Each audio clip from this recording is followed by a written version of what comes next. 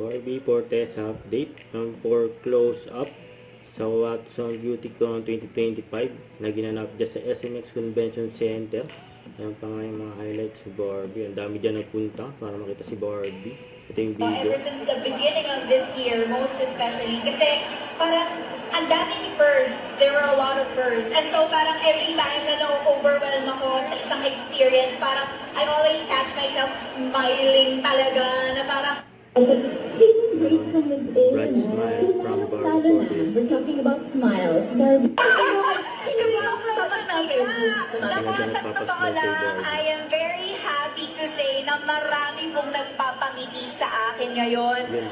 Highlight na, di ba mahilig tayo ngayon talaga yung mapuputi yung ngipin, yun talaga yung goal natin. Tapos to have a product that is so available and accessible anywhere, parang grabe yung binigay sa ating produkto ng close-up. At dahil affordability, For sure. Dahil dyan, Barbie, papakita natin your white, beautiful teeth to all With our you guys. With us, of course. Everybody flash a smile.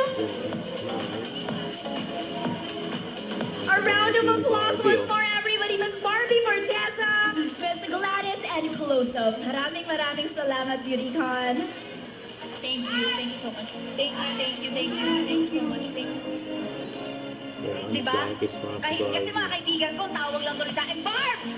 Sabing gano'n, no? Hello! Andito ka pa pala! Yan, bakit pa na stage yun? Selfie ka kay Barbie.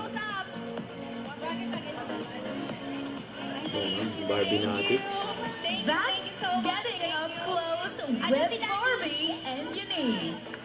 Seeing their smiles on the stage has officially made our day brighter. Barbie Fortesa in the Looking house. into Don't forget to subscribe, click the notification bell for more updates. This is with Charlie Action Vlog. Stay tuned for more videos.